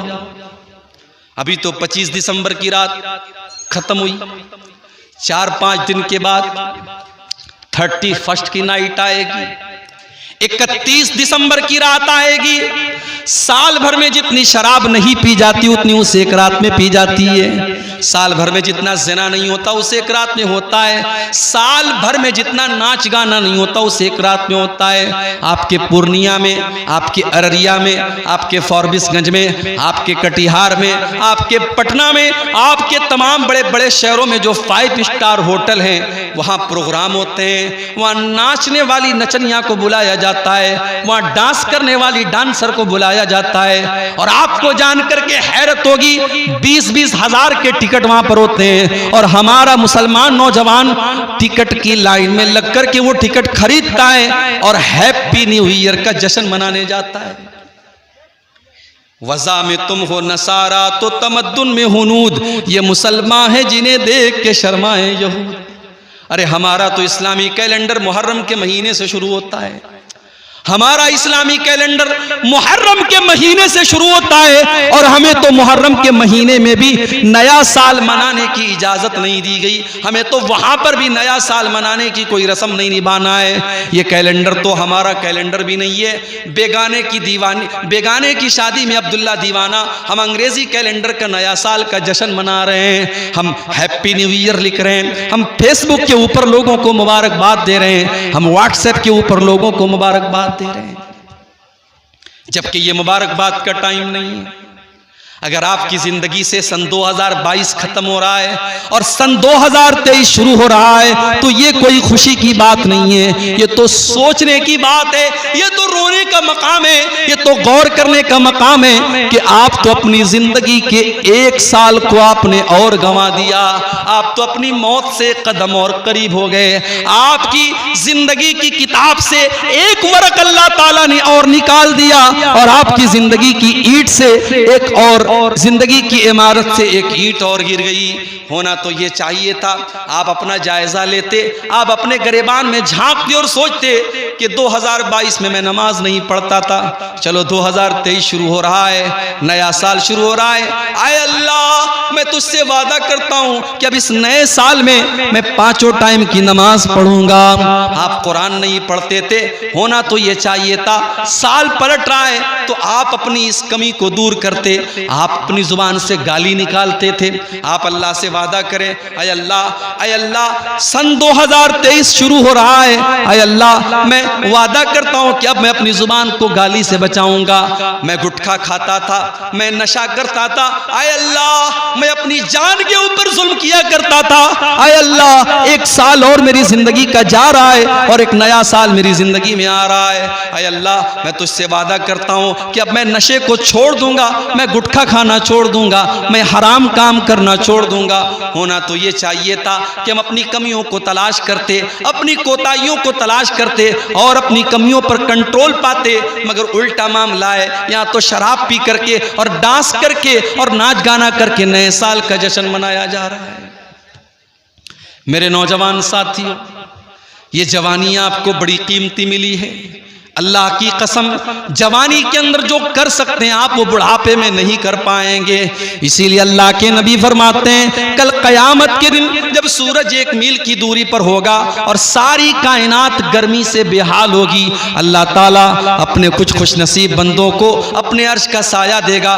उन खुशनसीब बंदों में एक इंसान वो भी होगा, वह शाबुन नशा फी इबादतिल्लाह, वो नौजवान जिसने अपनी जवानी को अल्लाह की इबादत में गुजारा होगा, जिसकी जवानी में उसने नमाज की पाबंदी की होगी। आज कितने लोग हैं करोड़ों के मालिक हैं, करोड़ों के मालिक हैं, मगर हज नहीं करते। पूछो साहब हज क्यों नहीं करते? कहते अरे यार अभी लड़की की शादी करना है, अभी मकान बनाना है, अभी ये करना है वो करना है। मेरे प्यारे साथियों, ये कहाँ लिखा है कि सारे काम निपटा करके आप हज करने जाएं? आपके पास अगर माल है, पैसा है, दौलत है तो आपके ऊपर हज फर्ज हो चुका है। अल्लाह ताला के यहाँ आप ये कह करके अपना दामन नहीं बचा पाएंगे, हमारी तो बेटी की शादी नहीं हुई थी, हमारा तो मकान नहीं बना था, हमारा तो ये काम नहीं हुआ था। अगर आपके पास इतना माल है कि आप अल्लाह के घर का हज कर सकते हैं तो जिंदगी में हज करना फर्ज है। जितना मुमकिन हो, जितना जल्दी मुमकिन हो उतना जल्दी हज कर लीजिए आप। जिंदगी और मौत का कोई भरोसा नहीं है मेरे भाई। बेचारा कोरोना परेशान था, अभी वो आकर के गया था, फुटबॉल का इतना बड़ा वर्ल्ड कप मैच हुआ, लाखों करोड़ों लोगों ने मैच देखा, कोरोना नहीं था। संडे को फुटबॉल का फाइनल मैच था, संडे तक कोरोना नहीं था, बुध से कोरोना शुरू हो गया। और अब भारत में भी जो खबरें आ रही हैं, अल्लाह बस हम सब की हिफाजत करे। लोगों की कमर पिछले लॉकडाउन में ऑलरेडी टूट चुकी है, अल्लाह किसी और लॉकडाउन से हम सब की हिफाजत करे मेरे भाइयों। लेकिन हालात ये हैं कि कोरोना फिर से लौट रहा है। एक ऐसे दौर में हम और आप जिंदगी गुजार रहे हैं जहां जिंदगी और मौत का कोई भरोसा नहीं है। मौत एक कदम की दूरी पर है हमसे और आपसे। कब आपकी बाइक का बैलेंस डिसबैलेंस हो जाए, कब आपकी कार का एक्सीलेटर काम करना बंद कर दे, कब आपकी कार का ब्रेक फेल हो जाए, कब आपके साथ कोई हादसा हो जाए, कब कौन सी बीमारी आए और आपको आपका काम खत्म कर दे। मेरे प्यारे साथियों, इंसान की जिंदगी पानी का बुलबुला है, अल्लाह ताला का फैसला आता है और इंसान इस दुनिया से चला जाता है।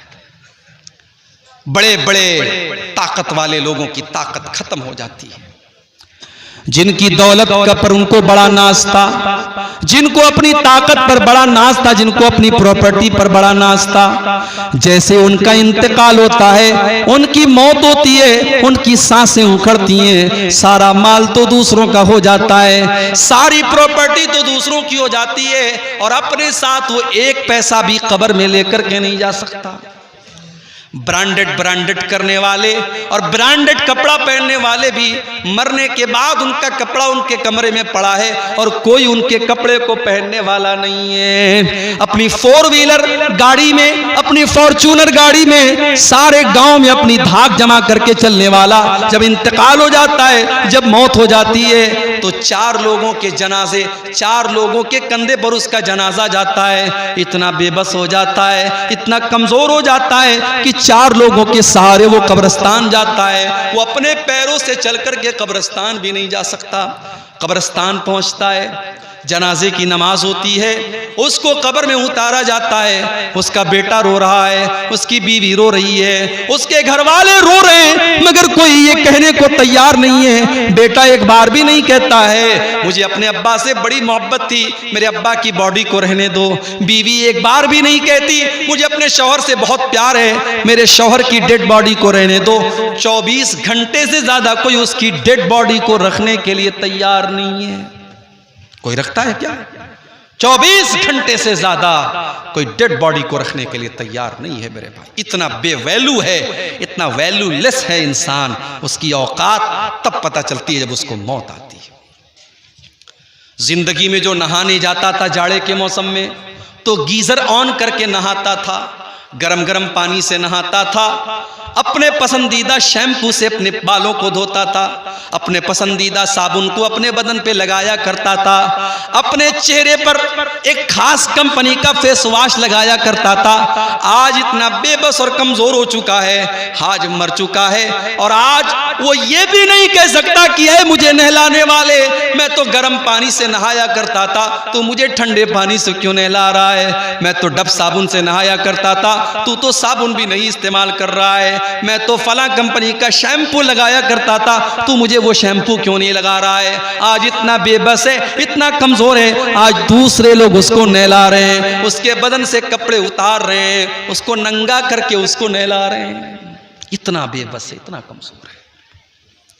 उसके पेट में कोई गंदगी है तो गुस्ल करने वाला उसके पेट को दबा करके उसके पेट की गंदगी को निकाल रहा है। मेरे प्यारे साथियों, जरा सोचो, वो दिन हमें और आपको भी देखना है। हमें और आपको भी हमारे मरने के बाद गुस्ल दिया जाएगा, हमारे मरने के बाद हमको कफनाया जाएगा और उस कफन के कपड़े के अंदर कोई जेब भी नहीं है, कोई पॉकेट भी नहीं है। दुनिया में इंसान अपनी पॉकेट का बड़ा ख्याल रखता था, अपने पैसे का बड़ा ख्याल करता था, अपने पर्स अपना एटीएम कार्ड लेकर के चला करता था, अपने मोबाइल में यूपीआई लेकर के चला करता था। आज कब्र में जा रहा है, कोई एटीएम कार्ड उसके काम आने वाला नहीं है, कोई यूपीआई और फोन पे उसके काम आने वाला नहीं है। आज खाली हाथ वो दुनिया से जा रहा है। कब्रिस्तान पहुंचा, कब्र में उतारा जा रहा है। बेटों ने भी मिट्टी दे करके हाथ झाड़ दिया, घर वालों ने भी, भाइयों ने भी मिट्टी दे करके हाथ झाड़ दिया। गोया के सबने हाथ झाड़ करके ये पैगाम दे दिया कि हम यहां तक तो आपके काम आ गए, अब आगे आप जाने और आपके आमाल जाने। इसीलिए अल्लाह के प्यारे नबी फरमाते हैं यतबउल मय्यत सलासतुन, जब इंसान का इंतकाल होता है तो 3 चीजें उसके साथ होती हैं, मालुहु व अहलुहु व अमलुहु। एक तो उसका माल होता है, एक उसके घर वाले होते हैं और एक उसका अमल होता है। अल्लाह के नबी फरमाते हैं कि माल तो मरते ही दूसरों का हो जाता है।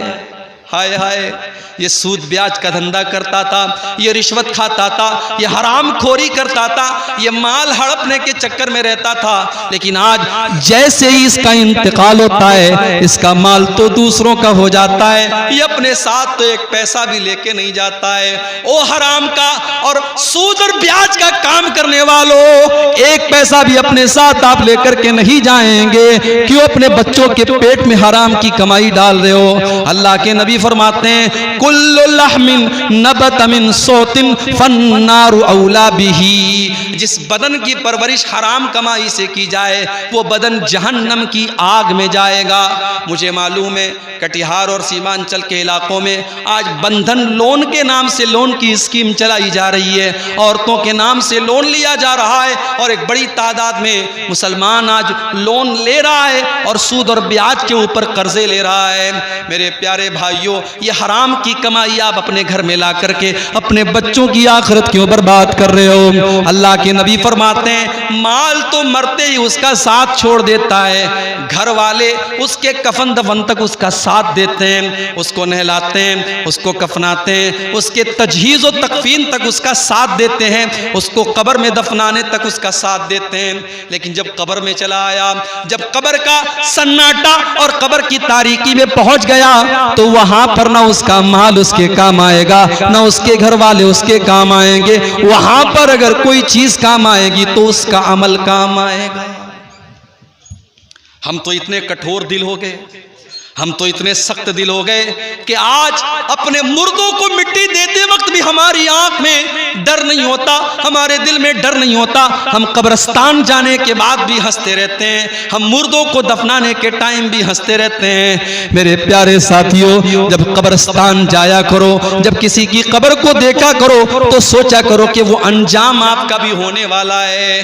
आज अब्दुल गफ्फार साहब के चाहने वाले बहुत हैं। आज तकरीर के बाद बहुत से नौजवान मेरे पास आते हैं, शेख साहब एक सेल्फी आपके साथ लेना है, शेख साहब एक फोटो आपके साथ लेना है। बहुत सारे लोग बड़ी मोहब्बत के साथ आकर के कहते हैं शेख साहब आज तक आपको वीडियो में देखा था, आज पहली बार आपको असली में देख रहा हूं। बड़ी मोहब्बत करते हैं लोग, बड़ी बड़ी बड़ी बातें करते हैं। मगर जब मैं कब्र में जाऊंगा, जब अल्लाह के यहाँ मेरी नेकियां कम पड़ जाएंगी, मेरे गुनाह ज्यादा पड़ जाएंगे, मुझे कोई चाहने वाला और मुझसे मोहब्बत का कोई दावा करने वाला न कब्र में मेरे काम आएगा, न आखिरत में मेरे काम आएगा।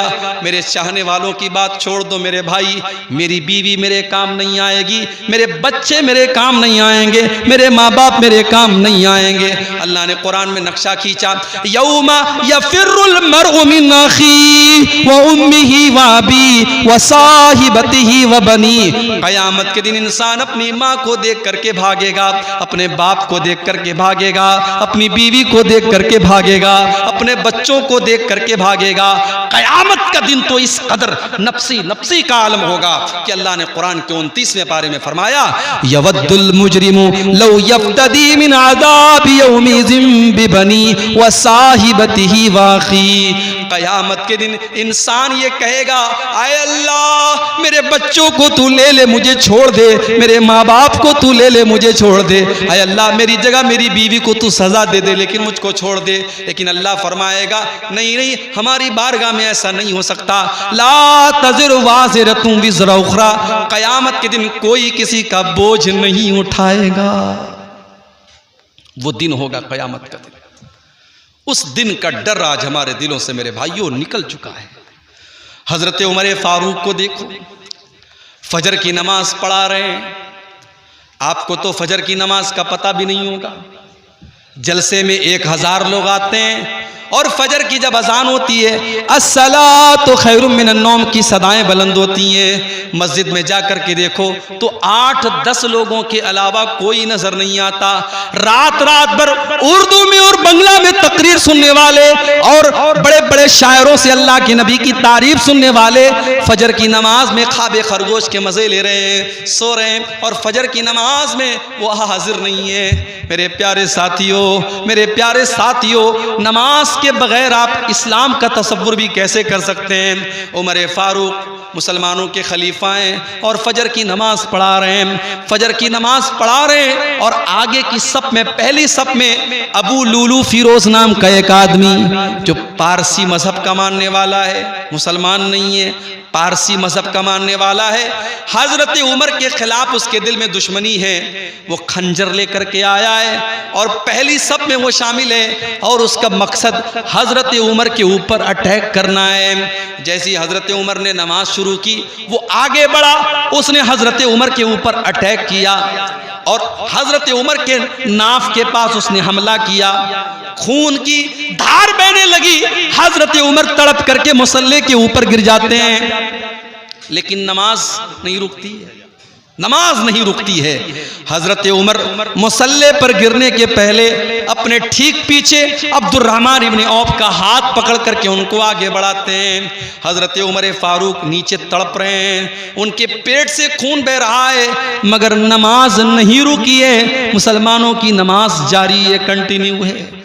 अबू लूलू ने हजरत उमर के ऊपर हमला किया, उसके बाद 3-4 और लोगों के ऊपर भी उसने हमला किया, और जब उसको ये लगा कि अब वो पकड़ लिया जाएगा, उसने खुद के ऊपर हमला करके सुसाइड भी कर लिया। ये सारा मामला पहली सफ में हो रहा है, पीछे के लोगों को कुछ पता भी नहीं है। अब्दुर्रहमान इब्न औफ ने हल्की नमाज पढ़ाई, फजर की नमाज पढ़ाई, और नमाज के बाद जब हजरत उमर को उठा करके घर लेके जाया गया, डॉक्टरों ने देखा, तबीबों ने देखा, हकीमों ने देखा, कहा कि अमीरुल मोमिनीन, अब आपके बचने का चांस नहीं है, आपकी अकड़ियां कट चुकी हैं, अब आपका आखिरी टाइम आ चुका है, अब आपके इंतकाल का टाइम आ चुका है। मेरे प्यारे साथियों, उमर फारूक कौन है? उमर फारूक वो सहाबी हैं कि अल्लाह के नबी कहा करते थे, अय उमर, जिस गली से तुम गुजर जाते हो उस गली से शैतान भाग जाता है। ये मकाम था हजरत उमर का। आज आखिरी टाइम में बिस्तरे मर के ऊपर पड़े हैं और चेहरे के ऊपर घबराहट के आसार हैं, चेहरे पर घबराहट के आसार हैं। अब्दुल्ला बिन अब्बास आते हैं और कहते हैं कि अय अमीरुल मोमिनीन, आप इतना घबराए हुए क्यों हैं? क्या बात है, इतना घबराए हुए क्यों हैं? अय अमीरुल मोमिनीन, आप तो अल्लाह के नबी के ऊपर ईमान लाए, आपने इस्लाम कबूल किया, और जब अल्लाह के नबी के ऊपर आप इस्लाम लाए तो आपने इस्लाम के लिए बहुत कारनामे अंजाम दिए, और जब अल्लाह के नबी दुनिया से गए तो आपसे राजी थे, आपसे खुश थे, और जब हजरत अबू बकर सिद्दीक का दौर आया आपने उनका भी साथ दिया, और जब वो इस दुनिया से गए तो आपसे खुश थे, आपसे राजी थे। फिर ए उमर फारूक, आपका दौर आया और आपने बड़े अच्छे तरीके से हुकूमत की है, और आज आप दुनिया से जा रहे हैं तो आपसे लोग राजी हैं, इसलिए आपको परेशान होने की कोई जरूरत नहीं है। जरा तसव्वुर करो मेरे प्यारे साथियों कि आखिरत की फिक्र जब इंसान को होती है तो जितने भी नेकी और तकवा के आला मेयार पर पहुंच जाए, उसे डर होता है कि अल्लाह को वो क्या मुंह दिखाएगा। हजरत उमर फारूक रजी अल्लाह तआला अन्हु जवाब देते हैं, अय अब्दुल्ला बिन अब्बास, अगर मैंने अपने नबी का साथ दिया, अगर मैं अपने नबी के ऊपर ईमान लाया, अगर मैंने अबू बकर का साथ दिया, फज़ालिका मिन मन्निल्लाहि अलैया, तो ये तो अल्लाह का मेरे ऊपर एहसान था, ये तो अल्लाह का मेरे ऊपर करम था, इसमें मेरा कोई रोल नहीं था, मेरा कोई किरदार नहीं था। अय अब्दुल्ला, मुझे डर है तो इसी बात का डर है, जब मेरा दौरे हुकूमत आया, पता नहीं मेरे कौन से फैसले ऐसे रहे होंगे जो अल्लाह को पसंद आए होंगे, और कौन से ऐसे फैसले रहे होंगे जो अल्लाह को नापसंद रहे होंगे। अय अब्दुल्ला, तो मेरी बात करते हो, लवदित्तु अन्ना लौ अन्नली तिला अर्ज़ी ज़हबा। ऐ अब्दुल्ला, अल्लाह की कसम मेरी तो तमन्ना ये है, मेरी तो आरजू ये है कि अगर ज़मीन भर के सोना मेरे पास आ जाए, ज़मीन भर के सोना मुझे मिल जाए और अल्लाह ताला ये कह दे कि ऐ उमर तू ज़मीन भर के सोना मेरे पास लेके आ जा और मैं तुझे अपने अजाब से बचा लूँगा, तो ऐ अब्दुल्ला मैं ज़मीन भर के सोना देने को तैयार हूँ, लेकिन अल्लाह के अजाब को मैं झेल नहीं पाऊँगा। मैं अल्लाह के अजाब से बचने के लिए ज़मीन भर के सोना देने को तैयार हूँ। मेरे प्यारे साथियों, उमर फारूक को तो अपनी आखिरत की इतनी फिक्र है और हमें अपनी आखिरत की कोई फिक्र नहीं है। आज मकान बनवाने के लिए हम कितने परेशान हैं, आज अपने बच्चों का फ्यूचर बनाने के लिए हम कितने परेशान हैं, लेकिन उन बच्चों की आखिरत बनाने के लिए हमें कोई चिंता नहीं है। अल्लाह ने कुरान में फरमाया, या अय्युहल्लज़ीना आमनू कू अनफुसकुम व अहलीकुम नारा। ऐ ईमान वालो, अपने आप को और अपने घर वालों को जहन्नम की आग से बचाओ। इंसान को अपनी फैमिली से प्यार होता है मेरे भाई, इंसान को अपने बच्चों से प्यार होता है। बच्चे की उंगली कट जाए बाप बेचैन हो जाता है, बच्चों को खरोच आ जाए मां की आंखों से आंसू निकल जाते हैं।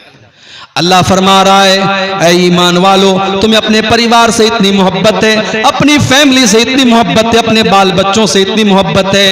या अय्युहल्लज़ीना आमनू कू अनफुसकुम व अहलीकुम नारा। ऐ ईमान वालो अपने आप को और अपने घर वालों को जहन्नम की आग से बचाओ। हमारी लड़कियां जवान हो गई, हमने उनको दुनिया की तालीम दे दी, ग्रेजुएट बना दिया, इंटर पास करा दिया।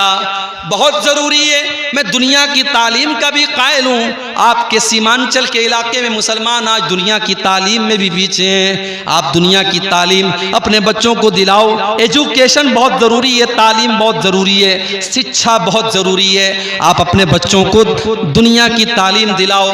मगर एक मशवरा मैं दे के जाता हूँ, आपको अच्छा लगे तो अमल कर लेना, अच्छा ना लगे तो कोई बात नहीं है। मैंने मुंबई के अंदर भी देखा, मैंने कलकत्ता के अंदर भी देखा, मैंने बेंगलोर के अंदर भी देखा कि बड़े बड़े करोड़पति बाप के बच्चे जो स्कूल में पढ़ रहे हैं। जाहिर है स्कूलों का अपना एक सिलेबस होता है।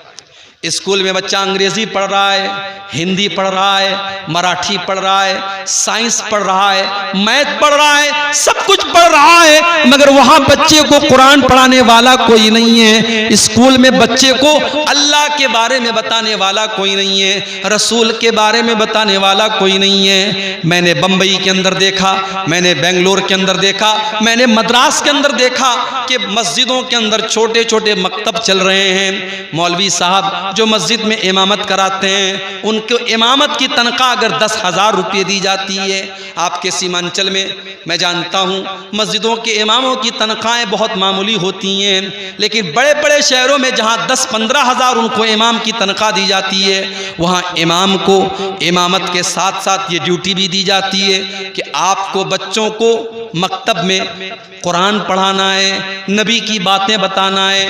बाकायदा स्कूलों के बच्चे 1 घंटे के लिए 2 घंटे के लिए मस्जिद में आकर के मौलवी साहब से दीन की बेसिक बातें सीख लेते हैं। अब वो बच्चा स्कूल में पढ़ करके जब डॉक्टर बनता है, जब इंजीनियर बनता है, जब वकील बनता है, तो उसके दिमाग के अंदर उसने बचपन में मौलवी साहब से जो दीन की बुनियादी बातें सीखी थी, उसने अल्लाह के बारे में जाना था, उसने रसूल के बारे में जाना था, उसने आखिरत के बारे में जाना था, उसने नमाज का तरीका सीखा था, उसने नमाज की दुआएं सीखी थी। उस बच्चे के दिमाग में वो सारी बातें हमेशा हमेशा के लिए फिट हो जाती हैं। और जब वो बच्चा जिंदगी के किसी भी मैदान में जाता है तो वो अपने इस्लाम को, अपने ईमान को, अपने कुरान को, अपनी नमाज को नहीं भूलता है। मेरे प्यारे साथियों, आज मुसलमान लड़कियां अगर गैरों के साथ फरार हो रही हैं और बाकायदा एक साजिश के तहत उनको इस्लाम से निकाल करके उनको मुर्तद बनाया जा रहा है और उनके साथ साजिश रच करके उनकी इज्जत का सौदा किया जा रहा है, तो उसके बहुत बड़े जिम्मेदार हम और आप हैं। हमने अपनी बच्चियों को दीन की तालीम नहीं दी, हमने अपने बच्चों को दीन की तालीम नहीं दी। सीमांचल में गांव-गांव में मदरसे हैं, मगर मदरसे में सारे लोग तो अपने बच्चों को नहीं पढ़ाते, सारे लोग तो अपने बच्चों को मदरसे में पढ़ाने को तैयार नहीं है। हमारा बच्चा मदरसे में नहीं पढ़ेगा, मदरसे का खाना हमारा बच्चा नहीं खाएगा। मदरसे में बड़े गरीब घरों का बच्चा, बड़े मिडिल क्लास का बच्चा पढ़ता है, अमीर लोग तो अपने बच्चों को मदरसों में नहीं पढ़ाते हैं। मेरे प्यारे साथियों, अगर अल्लाह ने आपको दौलत दी है तो आप अपने बच्चों को कॉन्वेंट स्कूल में और आला स्कूल में पढ़ाने के साथ साथ अपने बच्चों और बच्चियों को दीन की तालीम भी दिलाइए। कू अनफुसकुम व अहलीकुम नारा, ऐ ईमान वालों, अपने आप को और अपने घर वालों को जहन्नम की आग से बचाओ। और जानते हो जहन्नम की आग कैसी होगी? फरमाया कि जहन्नम की आग पेट्रोल से नहीं जलेगी, जहन्नम की आग डीजल से नहीं जलेगी, जहन्नम की आग कोयले से नहीं जलेगी। वक़ूदुहन नास वल हिजारा, जहन्नम की आग तो इंसानों से जलेगी और पत्थरों से जलेगी। अलैहा मलाइकतुन गिलाजुन शिदादुन ला यासून अल्लाह, उस जहन्नम के जो दारोगा होंगे, उस जहन्नम के जो चौकीदार होंगे, वो बड़े टाइट होंगे, बड़े सख्त होंगे, वो किसी के साथ कोई मुरव्वत नहीं करेंगे, कोई रहम नहीं करेंगे। अपने आप को और अपने घर वालों को जहन्नम की आग से बचाओ मेरे भाई। शादी करते हैं आप, शादी में आपके सीमांचल के इलाके में मैं जानता हूं, मैंने देखा है बड़े बड़े मौलवियों को मैंने देखा है कि वो भी जहेज ले रहे हैं, 100-100 200 लोगों से बारात लेके जा रहे हैं। लेकिन अल्लाह का फजलो करम है कि ऐसे नौजवान भी हमने देखे हैं। अभी आज ही एक नौजवान से मुलाकात हुई, उसने कहा मौलवी साहब मैंने 1 पैसे का जहेज नहीं लिया, हम लोग टोटल 9 लोग गए थे, हम लड़की को विदा करके लेके चले आए, बड़ी खुशी हुई, मैंने मुबारकबाद दी। आज ऐसी शादियां भी होती हैं, और जब ऐसी शादियां होती हैं तो मियाँ बीवी के रिश्ते में मोहब्बत पैदा होती है। जब ऐसी बीवी आपके घर में आएगी जिसमें आपने जहेज की कोई डिमांड नहीं की होगी और बारात का कोई चक्कर नहीं होगा, और आपने रस्म और रिवाज से अपने आप को पाक किया होगा, वो निकाह के जरिए जब आप अपनी बीवी को घर में लाएंगे, उस रिश्ते में अल्लाह ताला बरकत पैदा करेगा। जो औलाद पैदा होगी वो औलाद भी नेक पैदा होगी। आज औलाद क्यों खराब पैदा हो रही है? जब माएँ खराब हैं, जब बाप खराब है तो बच्चे तो खराब होंगे ना।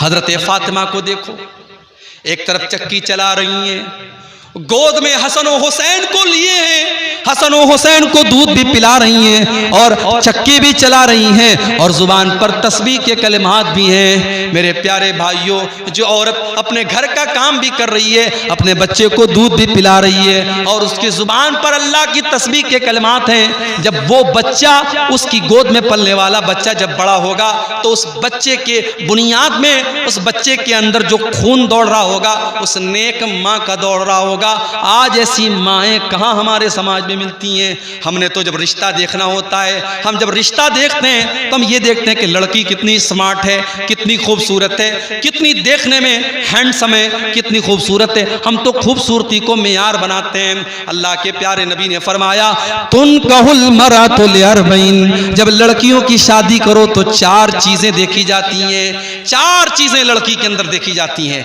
ले मालिहा वले हसबिहा वले जमालिहा वले दीनिहा। कुछ लोग तो माल देखते हैं कि कितना जहेज लेकर के आएगी, कुछ लोग उसका खानदान देखते हैं कि हमारी बरादरी की है कि नहीं, हमारे समाज की है कि नहीं, हमारे समाज के बाहर की तो नहीं है, और कुछ लोग उसकी खूबसूरती देखते हैं कि कितनी खूबसूरत है। लड़का चाहे साउथ अफ्रीका का लग रहा हो लेकिन लड़की उनको बिल्कुल हूर जैसी चाहिए। कुछ लोगों को खूबसूरती पर वो मर मिटते हैं, वले दीनिहा, और कुछ लोग दीनदारी देखते हैं। अल्लाह के नबी ने फरमाया, फज़फर बिज़ाति दीन, तुम दीनदार औरत को तरजीह दो और दीनदार औरत को घर में लेके आओ।